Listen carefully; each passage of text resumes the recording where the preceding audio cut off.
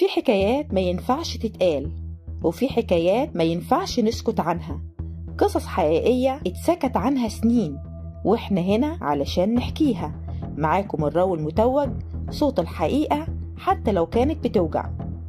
في مكتب متهالك، مكتب للشؤون القانونية التابع لإدارة تعليمية قديمة، كان في درج مش بيفتح من سنين، ويوم ما اتفتح طلع منه ملف مليان تراب مربوط بشريطة لونها أحمر مكتوب عليه البلاغ لم يثبت، لكن الحقيقة كانت موجودة بين الورق بتوجع وبتصرخ، بس مفيش حد سمع. في سنة 2016 في إحدى مدارس اللغات الكبيرة في القاهرة الجديدة دخلت طفلة صغيرة عندها 9 سنين لمكتب الأخصائية الاجتماعية، وعينها كانت حمر من كتر البكا، وإيديها كانت بتشد في هدومها كأنها بتحمي نفسها، وقالت بصوت واطي يكاد ما يتسمعش إن مستر أيمن لمسني وهددني إن لو اتكلمت وقلت اللي حصل هيموت ماما. الأخصائية وقتها اتصدمت، بس الصدمة ما استمرتش، اتحولت لصمت، وصمتها ما كانش خوف على البنت، كان خوف على اسم المدرسة وعلى السمعة وعلى العقود اللي يمكن تضيع. في نفس اليوم اتعمل اجتماع مصغر بين الإدارة، واتقالت جملة محدش حب يرد عليها. ممكن تكون بتتخيل، والراجل سمعته كويسة، واتاخد القرار.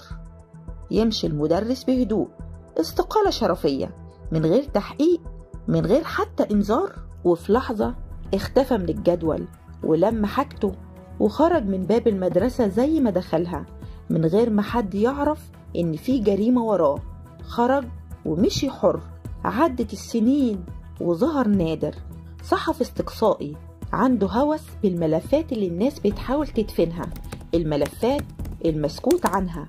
وهو بيقلب في أرشيف إلكتروني قديم لقي سطر غريب في كلام عن مدرس اسمه أيمن اتنقل من مدرسة للتانية، وكل مرة كان في شبهات ونفس النوع من الشكاوي.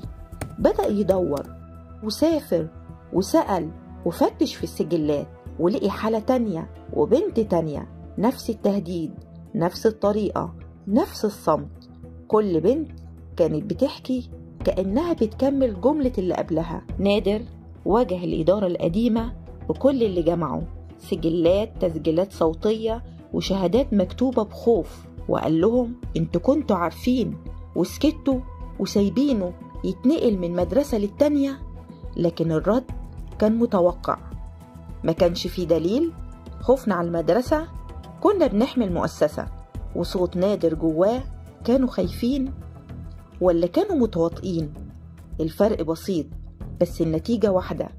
النيابة العامة فتحت تحقيق في بلاغات قديمة ضد المدرس أيمن، واتنشر التحقيق واتحركت النيابة، بس المدرس كان اختفى، خرج من البلاد قبل النشر بيوم. البلاغات ما كانش فيها إثبات مباشر، والملف اتقفل تاني.